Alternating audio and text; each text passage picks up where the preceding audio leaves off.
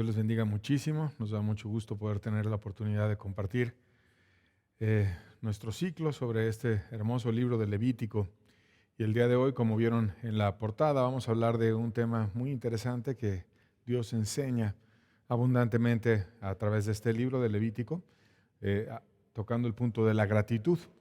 Y bueno, de manera introductoria quisiera tocar el Salmo 116, versos 12 al 14, para comenzar a aprender verdades interesantes de la gratitud.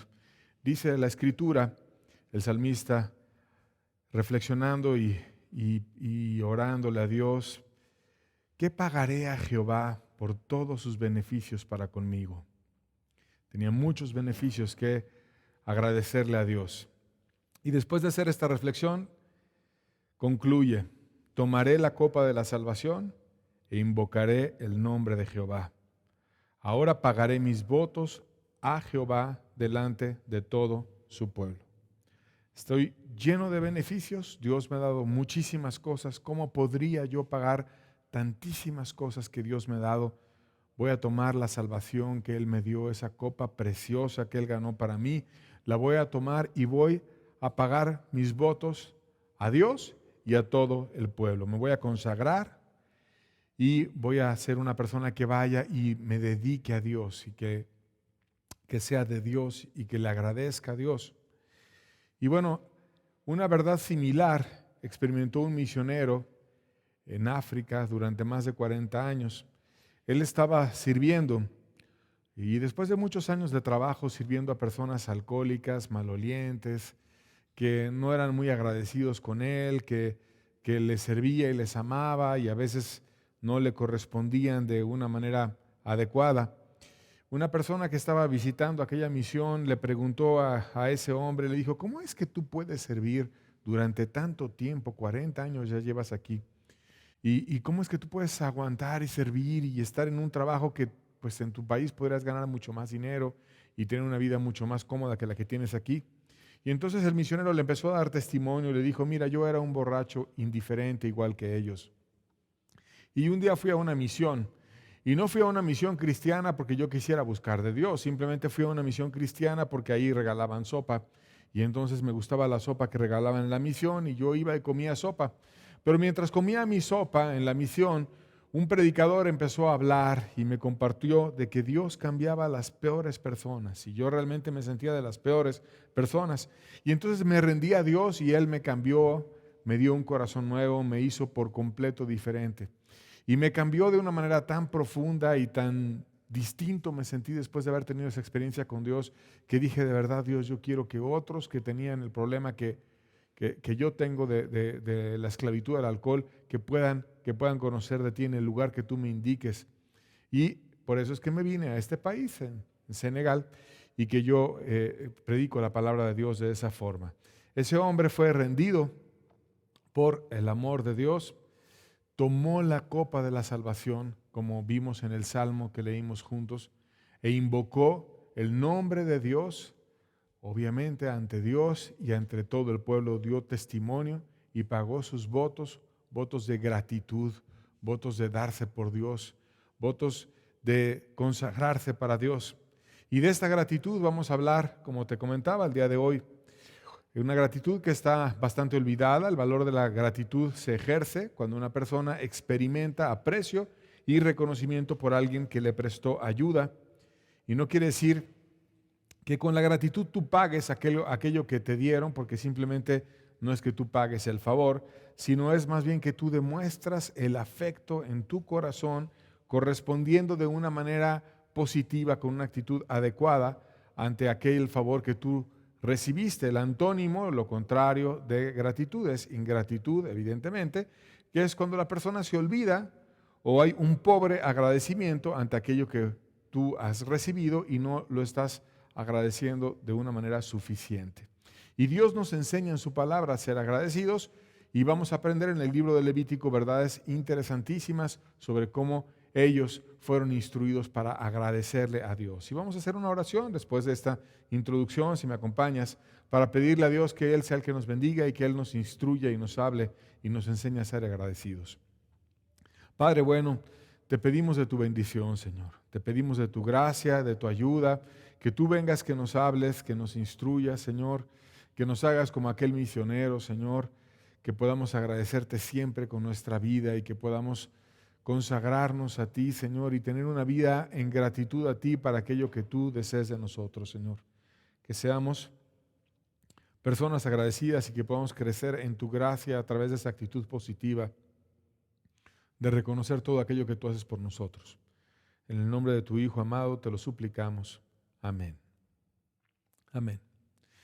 En el libro de Levítico, Dios les enseñó a través de ofrendas a expresar su gratitud a los israelitas y a los levitas en particular.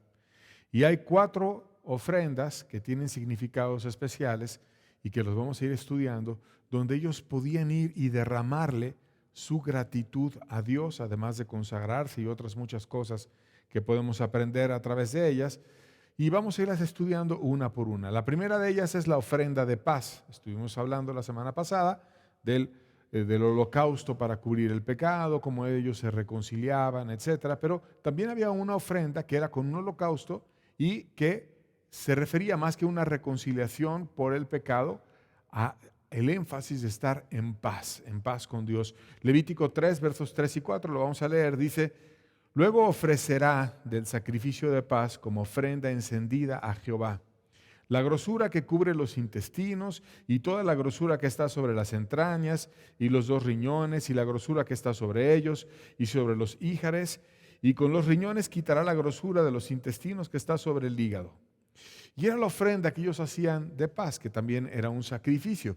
Recuerda que estuvimos estudiando cómo a través de esos sacrificios de animales Dios les enseñaba verdades espirituales muy importantes que significaban cuestiones relevantes que ellos pudieran entender. Nosotros también hacemos sacrificios de animales cuando vamos a un rastro, cuando las personas comen carne, etcétera, y no hay ninguna enseñanza que tomemos ventaja de aquellos sacrificios, pero ellos cuando iban a sacrificar un animal, Dios quiso enseñarles a través de ese ejemplo verdades espirituales que les ayudaran a ellos a entender.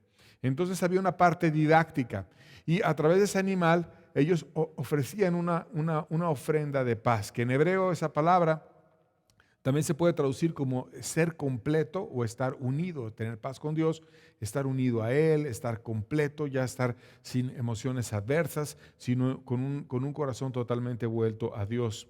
Y ellos hacían esa ofrenda que leímos y después participaban del banquete, después de haber hecho el sacrificio, con los sacerdotes, convidaban, llevaban el resto a su familia también y estaban compartiendo, y era una verdadera bendición estar en paz con Dios en una época de escasez, en una época de necesidad, y sus corazones eran saciados. Había un milagro en el cual Dios cambiaba sus almas y tenían paz con Él.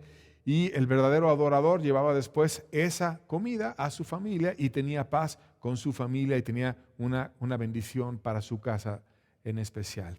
Y hay un detalle que parece detalle, pero la Biblia por algo nos enseña todo ese tipo de cuestiones, que es que dice que los riñones y el hígado eran tratados de manera especial y le quitaban la grasa alrededor de esos órganos, de manera que quedaban expuestas. Y es interesante porque la ofrenda de paz reflejaba la dedicación más sincera y más profunda de todas las emociones a Dios. Y había una figura cuando se le quitaba la grasa alrededor del hígado, más que en sí el hígado en sí, sino por la figura y por la idea antigua que hay entre los seres humanos, de que este órgano siempre ha sido visto como por excelencia, digamos, como el detonador de las emociones humanas. Y muchos de hecho dicen en ocasiones: oye, ten cuidado, no te enojes porque vas a derramar la bilis, o hacen expresiones relativas al hígado cuando una persona es por ejemplo, enojona, es iracunda, le dicen: es que es muy biliosa, o derrama la bilis a cada rato, etc. Y ellos, cuando hacían la ofrenda, dejaban estos órganos expuestos en el animal y de esa manera se lo presentaban a Dios. Y la figura es clara. Recuerda que en este libro Dios habla a través de figuras. Y cuando tú estés en paz con Dios, o para que tú puedas estar en paz con Dios, no debes de tener sentimientos de rencor con ninguna otra persona. Debes de tener sentimientos alineados con Dios. Esa ofrenda de paz, la paz en hebreo, el decir yo me voy a hacer uno con Dios, yo voy a estar unido, voy a tener los pensamientos y los sentimientos tranquilos y puros, y de esa manera voy a poderme unir a Dios de una forma adecuada. Y hay historias en la Biblia de personas que practicaron la amargura, que estaban frustradas, como Ana, por ejemplo, que no tenía hijo y demás, pero que después ella tuvo un milagro porque fue y le derramó su corazón a Dios, y cuando nació Samuel, ella llevó una ofrenda a Dios, una ofrenda de paz. Su alma estaba reconciliada, y aún desde antes, en el milagro que Dios hizo en su corazón, y la libró de una frustración y de una amargura muy grande que ella tenía. Sus sentimientos quedaron reparados en su alma, y ella expresó esa ofrenda de paz para con Dios. Y hablando de esa necesidad de tener paz con los hombres para poder tener paz con Dios, Jesucristo enseñó al respecto. Mateo 6, verso 15, lo leemos juntos en la pantalla. Dice: mas si no perdonáis a los hombres sus ofensas, tampoco vuestro Padre os perdonará vuestras ofensas. O sea, nosotros debemos de tener paz con nuestro prójimo, debemos de perdonar a las personas que nos hacen agravios, que nos ofenden, que nos insultan, que nos humillan, que hacen cualquier situación que nos agravie. Finalmente, mucho más mal hicimos nosotros, y a muchos, a través de muchos pecados. Y algún pecado que alguna persona venga y haga contra ti no es nada comparada con toda una vida de pecado que tiene una persona a lo largo de todos los años que ha existido, y principalmente contra Dios. Y Dios viene y nos perdona, y entonces ¿por qué nosotros no vamos a perdonar aquellas ofensas que hayan hecho en contra nuestra? Y hay que quedar entonces sin sentimientos adversos, con el hígado expuesto, diciendo: Señor, no tengo nada, no estoy en contra de nadie, no tengo nada, estoy totalmente reconciliado, tengo paz, he perdonado. Y entonces venía la persona y hacía una reconciliación o una confirmación de la reconciliación, una ofrenda de paz a Dios. Quiero estar unido contigo, no solamente cubiertos mis pecados, sino quiero estar totalmente unido contigo. ¿Cómo es posible que nosotros, ahora que no hacemos sacrificios de animales, podamos estar en paz con Dios? Isaías 53:5 nos dice la respuesta: mas el herido fue por nuestras rebeliones, hablando de lo que hizo nuestro precioso Señor Jesucristo, molido por nuestros pecados, y el castigo de nuestra paz fue sobre él, y por su llaga fuimos nosotros curados. De tal manera que Cristo fue aquel sacrificio, o simbólicamente ese sacrificio que se hacía, era una profecía de lo que iba a pasar después, era una figura del sacrificio perfecto, que ningún animal podía hacerlo de una manera adecuada, sino solamente era una figura de ese sacrificio perfecto que ellos veían a futuro, porque el Mesías todavía no venía, y que nosotros ahora vemos hacia el pasado, porque el Mesías ya vino, pero para ellos o para nosotros Cristo es nuestra paz, y el castigo de esa paz que podemos nosotros tener fue cargado sobre Cristo en la cruz, y Él es el que nos puede reconciliar con Dios y nos puede unir a Dios. ¿Cómo podemos nosotros pagar ese amor tan grande que tuvo Cristo, de tal manera que estuvo dispuesto a sacrificarse aún en la cruz? Hay un ejemplo interesante que nos habla de qué hacer ante un amor tan grande. Y es un ejemplo de una mujer rica que fue a un orfanatorio, y es una historia real que pasó. Una mujer de dinero adoptaría a una niña que ella quería tener una niña, no podía tener hijos, y fue al orfanatorio. Y entonces todos los niños en el orfanatorio estaban muy, muy contentos, porque uno de ellos, eran unidos, iba a salir de ahí e iba a tener una familia, era afortunada esa niña, y entonces ya había arreglado los papeles la señora con los del orfanatorio, y finalmente llegó el momento del encuentro final. Ya habían hablado antes con la niña, pero la niña estaba pues con sus amigos, gozándose porque iba a tener una familia, pero con miedo, con la situación del cambio. Los niños a veces son sensibles al cambio, y entonces estaba así como reflexiva la niña, y la mujer se acercó con mucha ternura y con mucho amor y le dijo: ¿no quieres venir conmigo, querida nena? Y la niña le dijo con sinceridad, como son los niños: no quiero. Pero mira, yo te voy a dar muchos hermosos vestidos, vas a tener una bonita habitación, y va a ser tu habitación, y tú vas a vivir conmigo, y vamos a tener una familia. Y la niña se quedó pensando y le dijo: ¿y qué es lo que yo tendré que hacer por todas esas cosas buenas que tú dices que me vas a dar? Que me vas a dar regalos materiales, que me vas a amar, que me vas a cuidar. ¿Qué yo voy a tener que hacer por todo eso? La buena mujer le dijo, nada, no tienes que hacer nada. Solamente amarme con todo tu corazón, como si tú fueras mi pequeña hija. Eso contestó la señora. Estas palabras rompieron el miedo de la niña pequeña y la niña se echó a los brazos de aquella mujer, llorando, la abrazó y la amó por el resto de sus días. Así nosotros, ante un acto de amor mucho más grande que el de esa mujer al adoptar una niña, debemos de simplemente, no tenemos ni cómo pagar, pero echarnos a los brazos del Salvador y amarle y agradecerle con todo nuestro ser. Y así lo hacían ellos con la ofrenda de paz. Le expresaban sus sentimientos y decían, Dios, gracias, porque hoy puedo estar en paz contigo. Pero no era la única ofrenda, había otra ofrenda que también vamos a estudiar, que es la ofrenda de grano. Levítico 2, versos 2 al 3, la vamos a leer juntos. Dice, y traerá a los sacerdotes, hijos de Aarón, y de ello tomará el sacerdote su puño lleno de la flor de harina y del aceite, con todo el incienso, y lo hará arder sobre el altar para memorial. Ofrenda encendida es de olor grato a Jehová, y lo que resta de la ofrenda será de Aarón y de sus hijos. Es cosa santísima de las ofrendas que se queman para Jehová. Una ofrenda de grano. En esta ocasión hablaba de varias situaciones que habían en esa ofrenda de grano. Había una adoración a Dios. Había un incienso, que es una resina que se obtenía de ciertos arbustos, y ese incienso simbolizaba la adoración y la devoción, y el incienso era quemado a Dios y se presentaba su ofrenda de grano. Y, por ejemplo, un salmista le dijo a Dios, suba mi oración delante de ti como el incienso y el don de mis manos como la ofrenda de la tarde, haciendo precisamente una reflexión de esa ofrenda que ellos hacían a Dios. Le quemaban incienso a Dios como una forma de expresar con olor grato su búsqueda, y le llevaban granos también a Dios. Había un momento de adoración hacia Dios. Pero también había un momento de amor hacia el prójimo, porque con esos granos, que ahora sí eran comestibles y lo podían participar, y le daban una porción a los sacerdotes, y también ellos podían participar de esa ofrenda.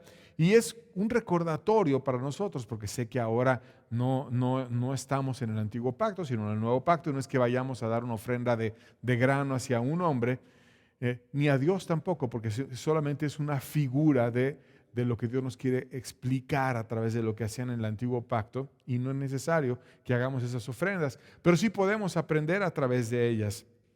¿Qué podemos aprender? Bueno, que ellos compartían, por ejemplo, con el sacerdote, o como con la ofrenda de paz que llegaban de regreso a su casa, o a lo mejor tú puedes compartir de lo que Dios te ha dado, que el grano no es otra cosa más que el fruto del trabajo de la tierra.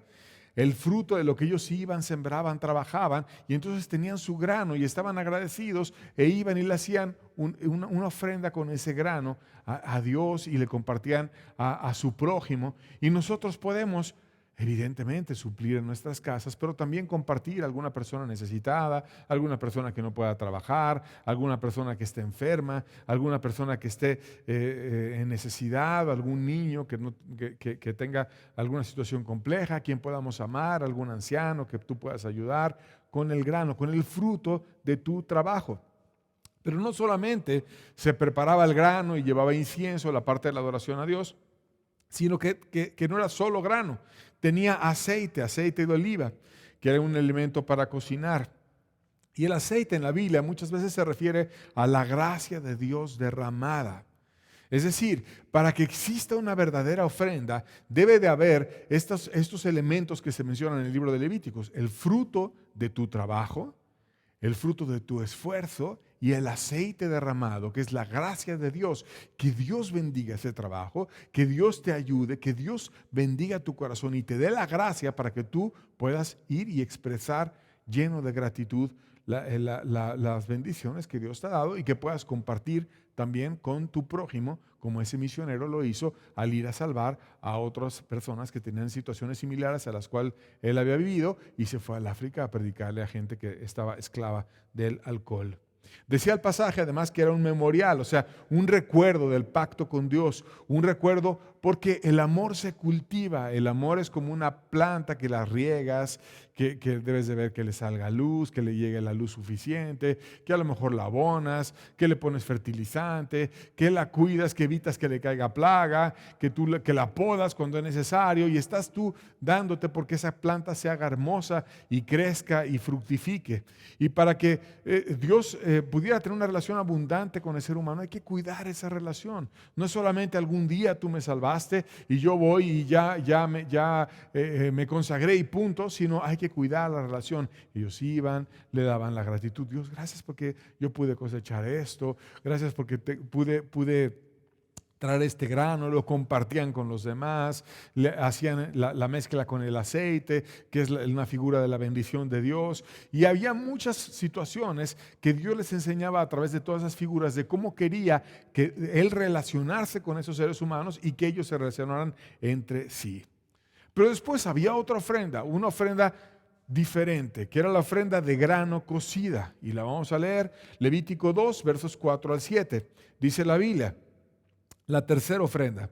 Cuando ofreciereis ofrenda cocida en horno, ahora era cocida, y aquí hay un horno que antes no había. Será de tortas de flor de harina, y empieza a ver harina, pero te dice cómo era esa harina. Dice harina sin levadura amasadas con aceite y hojaldres sin levadura untadas con aceite. Mas si ofreciereis ofrenda de sartén, será de flor de harina sin levadura amasada con aceite, la cual partirás en piezas y echarás sobre ella aceite. Es ofrenda. Si le ofrecereis ofrenda en cazuela, será de flor de harina con aceite. Y la puedes hacer de muchas formas. A lo mejor tú podrías decir, bueno, es que un rico tiene horno en su casa y él podía tener ahí en una casa grande el horno. No importa, tú lo podías hacer en un sartén, lo podías hacer en una cazuela, lo podías hacer si eras rico o no eras rico, no importaba. Lo importante es que tú pudieras hacer ese ejercicio de darte por Dios. Y era como preparar una especie de pan con una harina, pero no era cualquier harina, era una harina sin levadura, que te sale un pan que es como un pan delgadito, que no está inflado, que es el efecto que tiene la levadura, hace algo inflado, sino las ofrendas de grano eran muy nutritivas, no estaban infladas, compactas, saludables y eran cocidas. Y de nuevo ellos podían participar de esa ofrenda, la podían comer, podían llevarla también a su prójimo, al sacerdote, a otras personas, bendecirlas, etc. Pero hay algo interesante en la ofrenda, y es que esa ofrenda debía ser sin levadura, estaba prohibido poner levadura. ¿Qué es eso de la levadura? ¿A qué se refiere la levadura? 1 Corintios 5, versos 6 al 8, Dios nos advierte de la levadura. Dice, no es buena vuestra jactancia, Pablo hablándole a la iglesia de Corinto. Y había una desviación ahí, ya estaban jactándose. ¿No sabéis que un poco de levadura leuda toda la masa? Con un poquito que tú metas esa jactancia ya echaste a perder todo. Limpiaos pues de la vieja levadura para que seáis nueva masa sin levadura como sois. Porque nuestra Pascua, que es Cristo, ya fue sacrificada por nosotros, así que celebremos la fiesta no con la vieja levadura, ni con la levadura de malicia y de maldad, sino con panes sin levadura de sinceridad y de verdad. Entonces, la ofrenda te reflejaba a ti. Recuerda cuando hablamos del holocausto, cómo ellos le rogaban a Dios, transferían, imponían por así la mano al animal, le rogaban a Dios que transfiriera su culpa y ellos mismos eran representados en ese animal que era sacrificado por causa del pecado. Lo estudiamos la semana anterior. Pero ahora también la ofrenda los representaba a ellos, no en una situación de sacrificio, sino en una situación de Dios, yo vengo y me consagro a ti. Y es como decir, esta ofrenda es parte de mí. Y por eso la ofrenda tenía que ser sin levadura. ¿Por qué? Porque la levadura era un ejemplo, una figura del pecado. Y Pablo les dice a la iglesia de Corintios: hey, ten cuidado, límpiate de la levadura, ya estás metiendo jactancia, o sea, ya estás haciéndote presumido, ya te crees mucho, ya metiste la soberbia a tu vida, ya no eres una levadura pura, ya tienes maldad porque metiste la jactancia, porque tienes malicia, porque estás pensando mal de otros, no hay sinceridad, no hay verdad, no tienes lo correcto, estás leudado, estás desviado. Y Cristo murió para que tú no fueras una persona así. Él es aquella ofrenda perfecta, no para que tú tuvieras una vida desviada, sino para que tú estuvieras en pureza total. Entonces, esa ofrenda cocida era un reflejo de que debían de guardar su vida pura, de que debían de caminar. No era solamente la gratitud y el ir y compartir y amar al prójimo, sino también era guardar tu vida pura. Panes sin levadura. Y resultaba en unos panes que eran dorados, que eran planos, que eran de un alimento sencillo, un alimento eficaz, un alimento que no estaba inflado, que no tenía levadura, que no tenía soberbia, que era el reflejo que Dios quería dar, sino que tenía un alimento que en tiempos antiguos y aún actuales podían ellos compartir con su familia, con sus amigos, con el sacerdote cuando iban y presentaban la ofrenda, y ellos eran instruidos a través de ese ejemplo. ¿Y qué nos está enseñando Dios a través de todo esto? Nos está enseñando que tú recibes alimento cuando te consagras a Dios, cuando tú guardas tu vida en santidad, cuando no permites que la levadura o el pecado entre en ti. Y en vez de que entre la levadura, estás consagrándote continuamente a Dios, estás dándote por Dios y estás compartiendo alimento con las demás personas. Estás dando de lo tuyo. Y Dios nos está instruyendo a través de estas ofrendas a nosotros que andemos como ellos anduvieron en buscar el bien del prójimo y en amarlos a ellos y en consagrarnos a Dios y a nuestro prójimo. Una parte interesante de la ofrenda es que se sazonaba con sal. Levítico 2, verso 13 dice: y sazonarás con sal toda ofrenda que presentes, no harás que falte jamás de tu ofrenda la sal del pacto de tu Dios. En toda ofrenda tuya ofrecerás sal. Siempre debía de haber sal.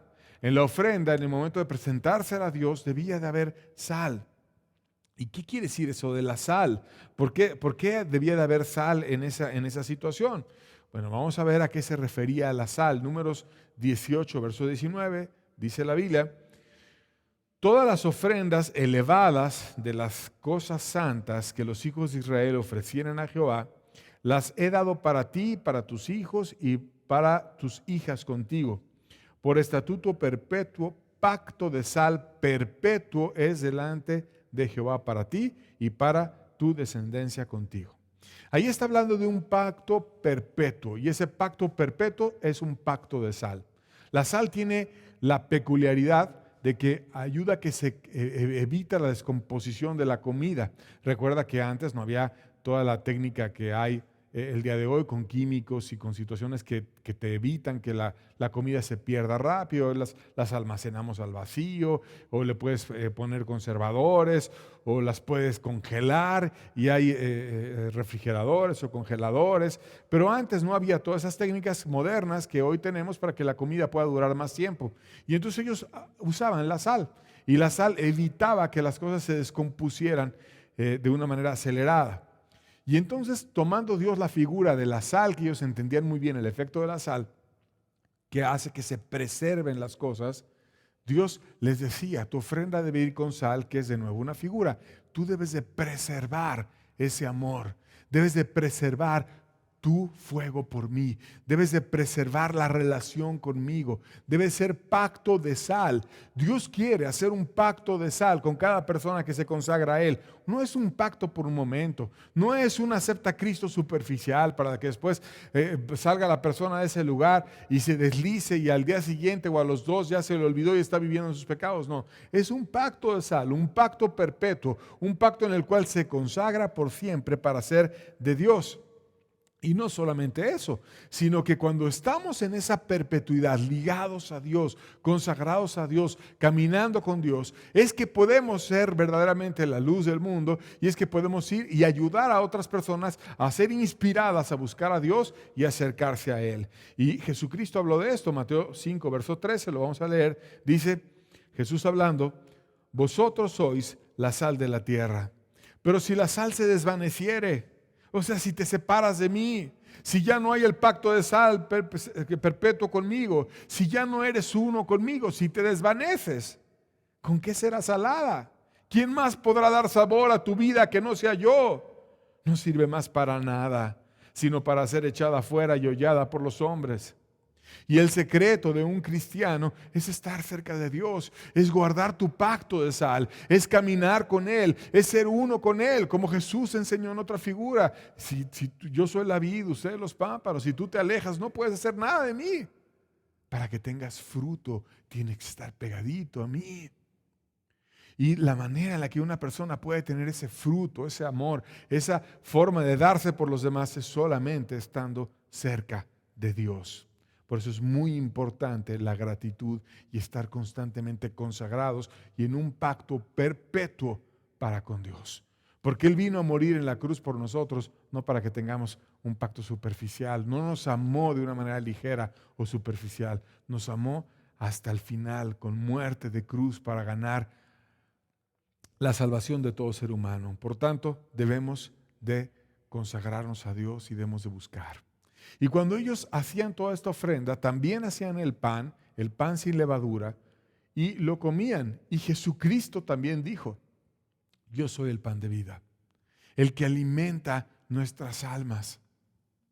Y nosotros debemos de no solamente comer el pan físico que alimenta nuestro cuerpo, porque ese pan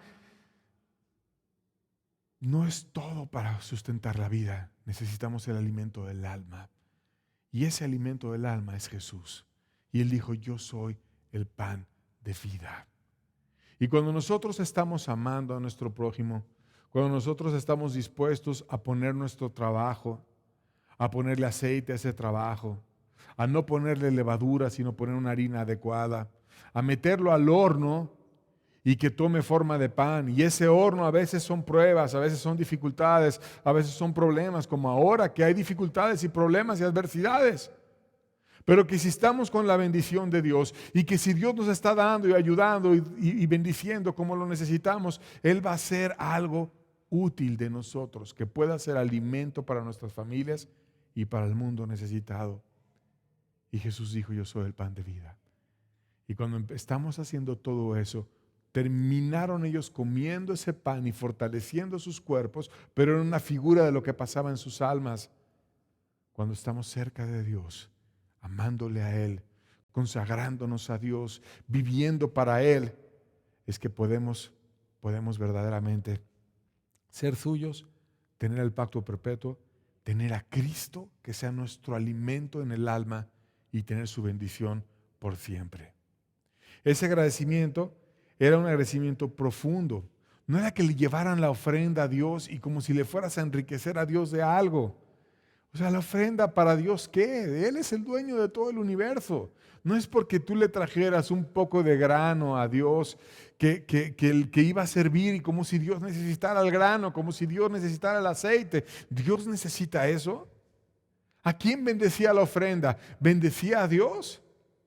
Vamos a ver Job 41, verso 11, dice: ¿quién me ha dado a mí primero para que yo le restituya?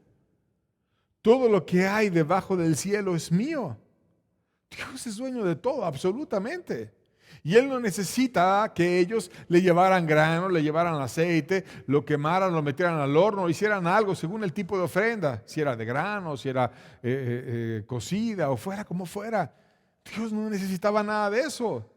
¿Quién le ha dado primero a Dios para que Dios le restituya? Dios es el primero que nos dio a todos la vida, la bendición, la fuerza, la gracia. ¿Qué podemos hacer? Agradecerle simplemente.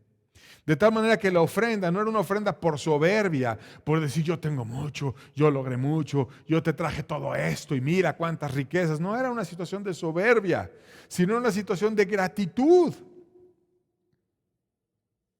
Como una vez que Jesús estaba ahí mirando el bote de las ofrendas y empezaron allá a llegar, mira, y a aventar ahí los fariseos grandes cantidades de dinero, mientras él veía las ofrendas. Y después llegó una mujer y puso unas pequeñas moneditas. Y Jesucristo dijo, ella dio mucho más que todos los demás, porque ellos dieron las obras y ella dio lo que tenía. Y no me refiero que tú traigas a un lugar tu ofrenda monetaria, porque no estoy hablando de eso, sino que des de ti lo mejor y que ames, porque Dios ve si tú das de ti lo mejor o las obras. Entonces, ¿quién podría alimentar a Dios? ¿De qué serviría el grano y de qué serviría eso para Dios? Eso para Dios no es nada. Entonces, ¿para quién era la ofrenda? Bueno, el primer bendecido con la ofrenda era el que la daba. Y querido amigo, cuando nosotros amamos a Dios y cuando nosotros le agradecemos a Dios y cuando nosotros nos consagramos a Dios y cuando nosotros amamos a nuestro prójimo y no somos egoístas, sino compartimos de lo nuestro con los demás, sabes que el primer bendecido eres tú. Tú eres la primera persona que recibes la bendición y Dios te da su gracia y te ayuda a crecer con Él. Luego había otra ofrenda que la vamos a ver, que es la ofrenda quemada. El cuarto tipo de ofrenda que vamos a estudiar hoy. Levítico 2, versos 14 al 16, dice: si ofreciereis a Jehová ofrenda de primicias, tostarás al fuego las espigas verdes y el grano desmenuzado ofrecerás como ofrenda de tus primicias y pondrás sobre ella aceite y pondrás sobre ella incienso, es ofrenda. Y el sacerdote hará arder el memorial delante de él, parte del grano desmenuzado y del aceite, con todo el incienso, es ofrenda encendida para Jehová. Esta ofrenda era una ofrenda diferente, porque no hacías pan con ella. Porque tampoco era como cuando hacías el grano con el aceite y quemabas el incienso por un lado, pero te quedaba el grano y el aceite. No era así. Tampoco era como la ofrenda de paz, que era un sacrificio de un animal y después ibas y lo compartías con tu familia. Sino era una ofrenda quemada. Y como era quemada, toda la ofrenda subía hacia Dios.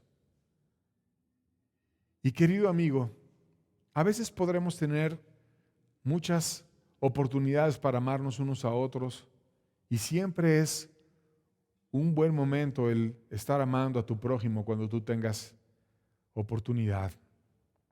Pero a Dios siempre se le debe de guardar un lugar y un lugar especial. Como aquella vez que estaba Jesucristo y una mujer entendió lo que Él iba a hacer en la cruz y se postró a sus pies, se puso a enjugar sus pies con sus cabellos, se puso a amarlo, derramó el perfume, que era el perfume que guardaban las vírgenes para el momento en el que ellas se casaran, y rompían el perfume en la cámara nupcial, como en la noche de bodas, para hacer un encuentro increíblemente bello con su esposo. Y ella derramó su perfume, que era muy caro, a Jesús. Todo su amor se lo dio a Jesús. Y esa ofrenda quemada, eso quiere decir, no era una ofrenda que tú compartieras luego con alguien, era algo todo a Dios. Y debemos de guardar oportunidades en nuestra caminata cristiana, en donde tengas oraciones profundas, en donde tengas búsquedas intensas, en donde todo se lo consagres a Dios. Ellos iban con el fruto de la ofrenda, que era el grano, su trabajo, etcétera, y le decían: Dios, todo esto es tuyo, soy tuyo. Lo que tú quieras de mí, yo soy. Consume mi vida como tú quieras, porque soy tuyo. Y cuando una persona hace eso, empieza a crecer y empieza a tener bendición real y profunda en encuentros con Dios que no son superficiales. Y Dios le bendice y Dios le ayuda. Deuteronomio 12, versos 6, la segunda parte, y 7, dice, hablando de las ofrendas: y la ofrenda elevada de vuestras manos, vuestros votos, vuestras ofrendas voluntarias y las primicias de vuestras vacas y de vuestras ovejas comeréis allí delante de Jehová vuestro Dios y os alegraréis vosotros y vuestras familias en toda obra de vuestras manos en la cual Jehová tu Dios te hubiera bendecido. Cuando tienes ese corazón, y no es un corazón de que te entristeces por dar, sino que buscas dar, Dios te da más y te da alegría y te trae bendición a tu casa y te llena tus manos y te bendice abundantemente porque compartes, porque amas al que Dios ama y porque lo amas a Él, porque ejerces la verdadera gratitud y porque Dios quiere que esa gratitud sea un estilo de vida bíblico. Y el estilo de vida bíblico es ser agradecido con Dios para empezar, con tu prójimo, con tus padres. Un ciclo benéfico de ser agradecido en donde tú agradeces, Dios te bendice y si eres reflexivo en lo que Dios te está dando, entonces vuelves a agradecer, Dios te vuelve a bendecir más y te da más y entonces como tienes más, empiezas a compartir, empiezas a amar a tu prójimo y le agradeces a Dios y Dios te bendice y entras en una espiral virtuoso en donde Dios te está bendiciendo, cambiando, creciendo y empiezas a bendecir a otros. Él es digno de que nosotros tengamos una vida en gratitud a Él y seamos de Él. Pero ¿qué vemos? Que Dios, que merece toda nuestra gratitud, en ocasiones todo lo que recibe son solicitudes, peticiones, oraciones. Pero ¿cuántas veces le damos gracias por lo que Él hace? ¿Cuántas veces nos acercamos a pedirle un favor, otro favor, me duele aquí, me duele allá, tengo este problema? Pero ¿cuántas veces nos acercamos a decir, aquí está mi ofrenda quemada, soy todo tuyo, Dios, mi vida es tuya y solo tuyo y de nadie más? Jesucristo vivió una situación similar que de hecho referenció él al libro del Levítico. Lucas 17, versos 12 al 14 dice: y al entrar en una aldea le salieron al encuentro 10 hombres leprosos, los cuales se pararon de lejos y alzando la voz dijeron: Jesús, Maestro, ten misericordia de nosotros. Cuando él los vio, les dijo: id, mostraos a los sacerdotes. Y aconteció que mientras iban fueron limpiados. Esos leprosos estaban perdidos. Tenían una enfermedad que no tenía cura y que estaban perdidos por todos lados. Su misma religión los tenía apartados y ellos tenían que tener una vida así como que nada más iban, les dejaban el plato de sus familiares y con miedo a que se les pegara la lepra y vivían en comunidades en una grandísima desgracia. Y un día Jesús iba pasando por ahí y 10 que vivían juntos y que estaban ya en una gran tragedia. A lo mejor a algunos se le había caído los dedos, a otros la nariz, las orejas, una enfermedad espantosa donde te vas degradando y te vas haciendo como una especie de monstruo en vida hasta que mueres. Y era un ejemplo que se tomaba para explicar la degradación que trae el pecado a una vida. Y entonces ellos fueron y le dijeron: Jesús, Maestro, ten misericordia de nosotros. ¿Quién más puede tener misericordia sino tú, que eres el Maestro? Solo tú.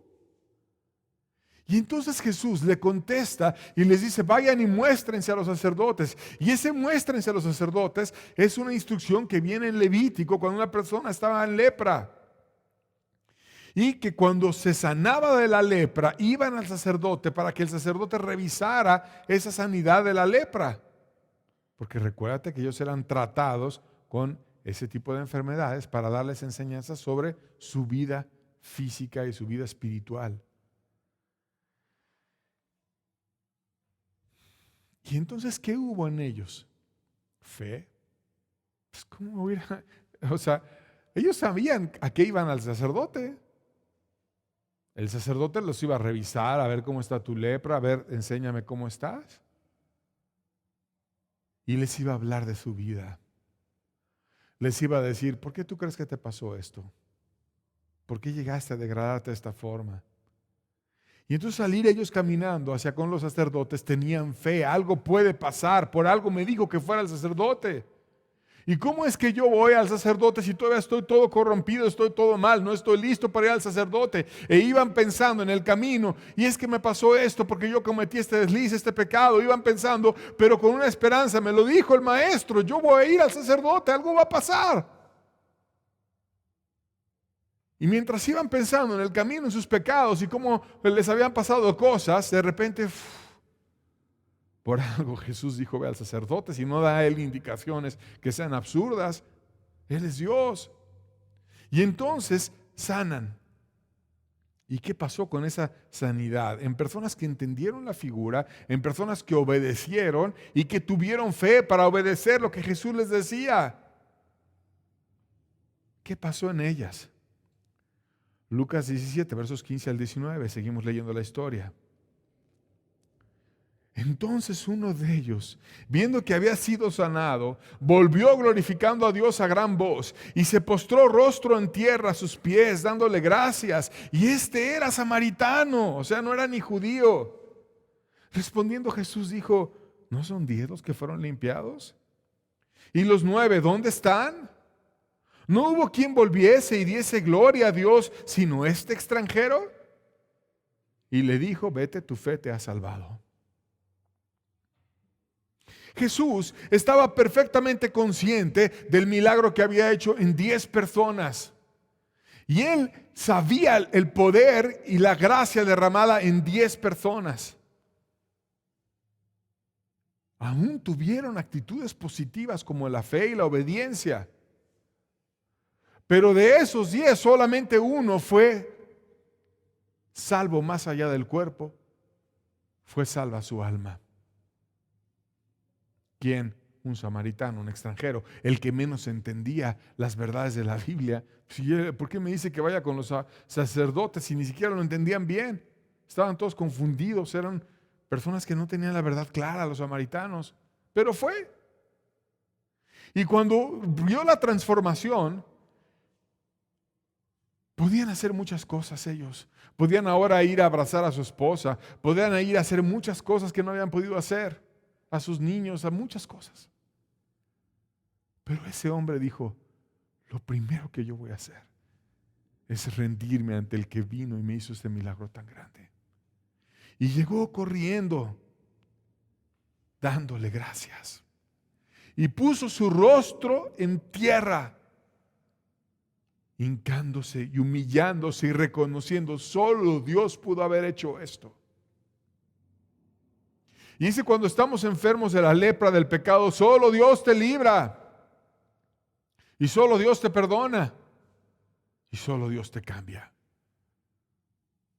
Solo Dios. Y regresó a dar gracias. Y Jesús le dijo, vete, tu fe te ha salvado. Lo levantó de esa actitud humilde que tuvo y le dio fe, no solamente para ese regalo precioso que le dio, que fue sanar su cuerpo, sino fe para sanar lo más importante, porque el cuerpo lo vamos a acabar entregando todos, que es sanar su alma. Tú eres salvo ahora. Pero la pregunta de Jesús, ¿los 9 dónde están? ¿No es verdad que Él hace actos milagrosos y bendiciones a todo ser humano? ¿Y qué encuentra de parte del ser humano? Ingratitud. ¿Cuántas veces ha hecho milagros en tu vida y ni siquiera gracias le has dicho? Se te olvida, se te resuelve tu problema y se te olvida ser agradecido con Dios. ¿Por qué muchas personas son ingratas? Son ingratas porque no han sido sensibles al amor de Dios y no se han rendido al Evangelio. No son salvas, como esos 9, no fueron salvos. Un alma que no es agradecida es un alma no salva, como Israel en el desierto, que estaba lleno de pecados y de ingratitud. Porque tienen un corazón egoísta que solo piensa en sí mismos, que son insensibles a Dios, que no les importa a Dios. Por eso, como se sienta Dios, ¿qué importa? Si nomás se interesan en sí mismos. Para ser agradecidos hay que tener empatía, hay que pensar cuánto Dios ha hecho por mí y pensar en alguien más que no seas tú. Pero cuando nada más piensas en ti mismo y estás todo el tiempo pensando en ti mismo, en ti mismo, en ti mismo, en ti mismo, en ti mismo, en ti mismo, en ti mismo, hay gente que no tiene otro tema que no sea el mismo. Todo el tiempo es el mismo. Y cuando tratas de sacar otro tema que no sea el mismo, no, cambia la conversación y manipula las cosas para regresar todo a él mismo. Siempre es el mismo o ella misma. Son soberbios y creen que todo lo merecen. Y como son soberbios, pues ¿por qué voy a dar gracias si yo todo lo merezco? Creen que son superiores a los demás y les tienen que andar dando servicio y adulaciones y cosas como si fueran sus majestades. Y si no les pasa algo que en su soberbia creen que merecen, porque están bien envanecidos, se deprimen y están amargados y quejosos, siempre viendo lo que les hace falta y ciegos para no ver aquellas muchas bendiciones que sí tienen. Me falta esto, me falta aquello, todo el tiempo quejándose. Es hasta incómodo estar al lado de gente así. En resumen, la gente no es agradecida porque tiene un corazón desviado. Segunda de Timoteo 3, versos 1 al 3, dice la Biblia.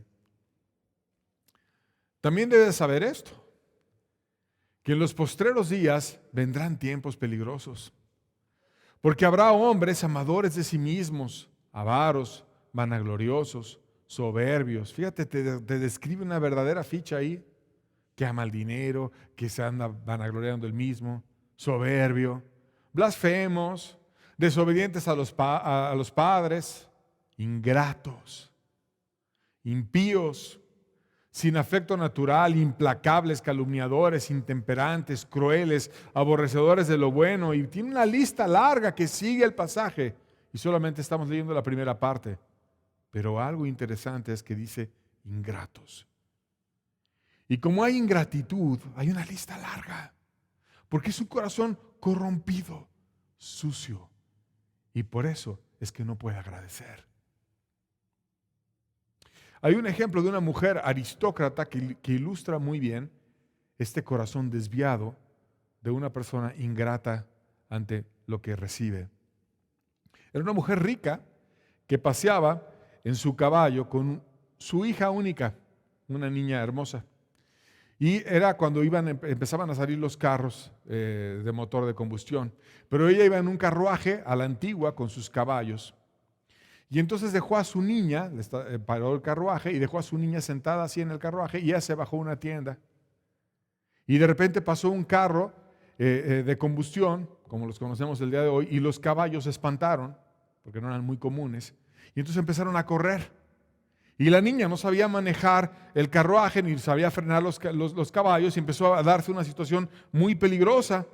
Y no se podía bajar, y entonces iba gritando la niña con el miedo de morirse o de estrellarse. Y un obrero que vio la escena se logró colgar de uno de los caballos, y cuando iba colgado iba golpeando y estaba siendo arrastrado, y total que logró subirse al caballo y frenar el caballo, y fue un verdadero héroe. Pero un héroe que acabó en el hospital agonizando. Y tuvo varios días de agonía en el hospital. Y le preguntaba a la enfermera, ¿ha venido? ¿Ha llegado? ¿Ya vino esa mujer? ¿Ha venido? Y la enfermera no entendía a quién se refería. Y evidentemente se refería, cuando averiguó a la enfermera, a la mujer rica que recibió el beneficio de que le salvaron a su hija única. Y ni siquiera se dignó a irlo a visitar. Pudo haber ido esa mujer y decirle, muchas gracias. ¿Te puedo ayudar con tus cuentas? ¿Te puedo acercar un vaso de agua? ¿Tienes hijos? te puede ayudar con dinero porque tú estás aquí en el hospital. Pero no hizo nada. Era su majestad, era muy importante, era aristócrata. El hombre murió probando la crueldad y la ingratitud de una mujer egoísta, cuyo pecado fue simplemente no hacer nada. No hizo nada. Y no es verdad que como ese obrero que fue un héroe y salvó a esa niña, Cristo fue un héroe y se dio en la cruz por la humanidad entera, por todos. ¿Y quién le da gracias? ¿Y quién se rinde a Él? ¿Y quién es Él? La mayoría de la gente no hace nada. La mayoría de la gente pasa con su soberbia, sintiendo que todo lo merece, y con su dureza. ¿Y tú qué haces, querido amigo? Tú ya agradeciste lo que hizo Jesús en la cruz. Tú ya te diste por Él. Es tiempo de volvernos a Él y de darle gracias. Y si te has vuelto, ¿por qué no crecer en la gratitud? Efesios 1:3 dice la Biblia: bendito sea el Dios y Padre de nuestro Señor Jesucristo, que nos bendijo con toda bendición espiritual en los lugares celestiales en Cristo. O habiendo tantas riquezas, decía Pablo, bendito sea Dios. Yo lo voy a bendecir siempre, lo voy a amar siempre, le voy a agradecer siempre. La gratitud es el brillo de la persona que refleja un corazón convertido, que ama a los demás y que ama a Dios sobre todas las cosas. Es natural, no es forzada. Es natural. ¿Sabes por qué no te sale natural? Porque tienes un corazón desviado. Es importante ser agradecido. Ay, pero tengo problemas. Sí, todos tenemos problemas. Y ahorita que hay pandemia y dificultades, pues también. ¿Qué importa? Agradezcámosle a Dios.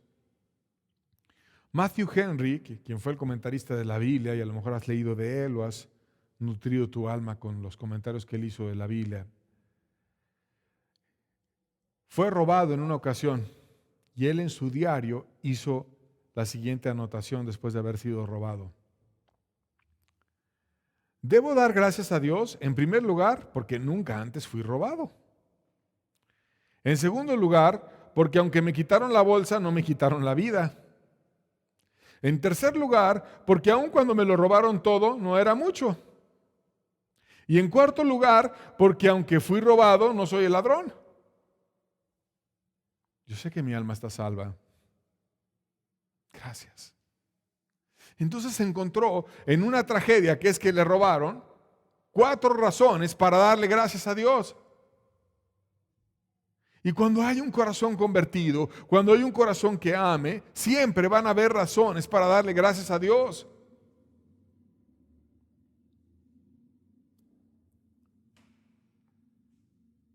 ¿Tú le das gracias a Dios?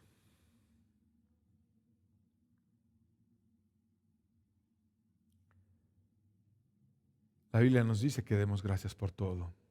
1 Tesalonicenses 5, versos 18 al 19. Dice la Escritura: dad gracias en todo, porque esta es la voluntad de Dios para con nosotros en Cristo Jesús.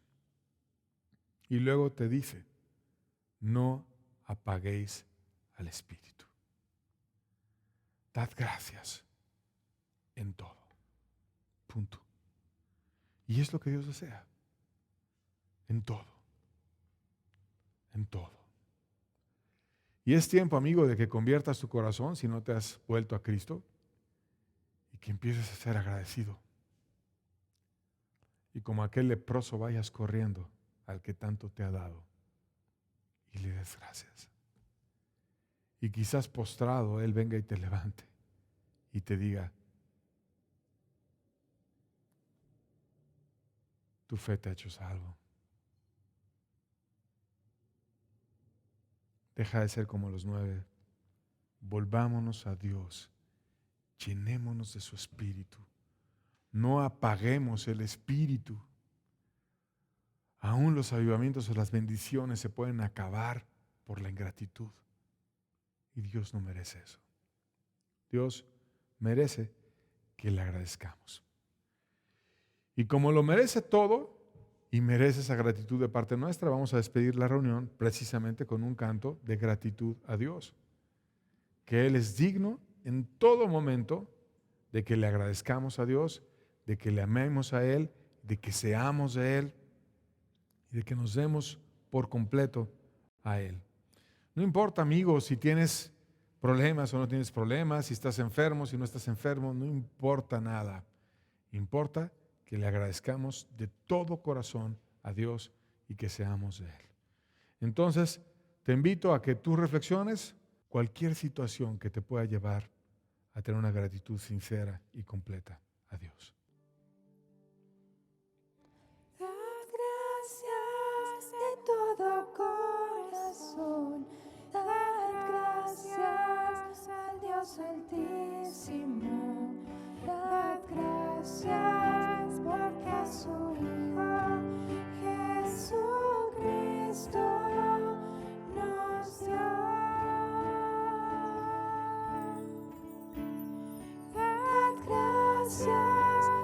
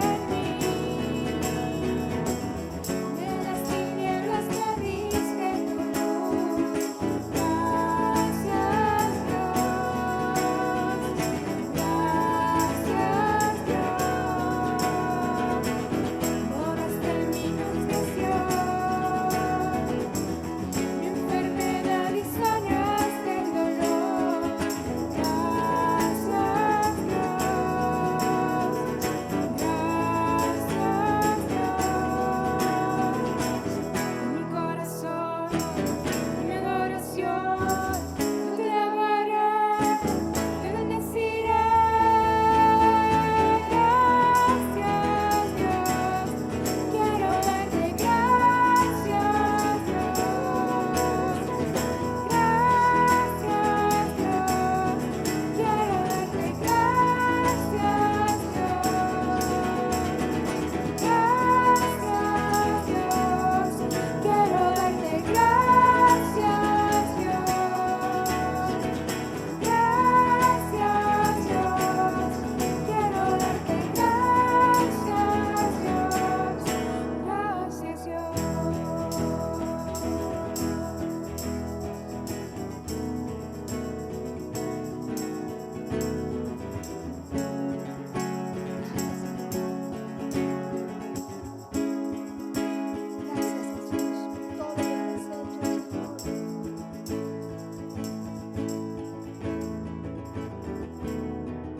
Bendito seas, Señor.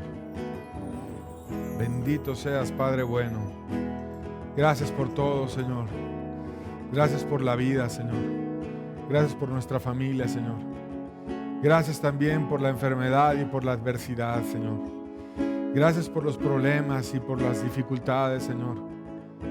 Gracias por cada angustia, Señor, y por cada problema que pueda haber, Señor, porque tú eres más grande que todo, Señor, y porque tú siempre nos puedes sacar victoriosos, Señor.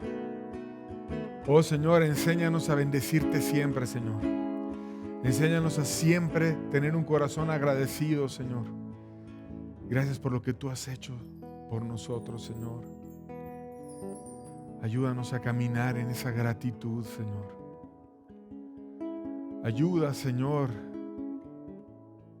a todo aquel que quiera convertirse de la ingratitud, Señor, a un corazón agradecido y bueno para ti, Señor. Ven y trae tu bendición y da tu espíritu al humilde, Señor. Gracias por tu palabra, Señor. Gracias porque tú nos enseñaste a ser agradecidos en este libro hermoso que tú dejaste, Señor. Síguenos hablando, Señor. Haznos más a la imagen de tu precioso Hijo. Transfórmanos y cámbianos, Señor. Bendice a tu iglesia, Señor. Bendito seas, Señor. Te amamos, Señor. Somos tuyos, Señor. Amén.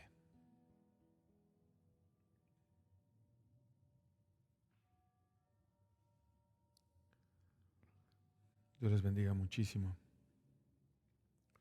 Les invito a tener una semana de gratitud a Dios y al prójimo y a poner este precioso valor de la gratitud en práctica. Dios les bendiga, estamos despedidos. Nos vemos la siguiente semana para continuar estudiando juntos la Biblia. Dios les bendiga.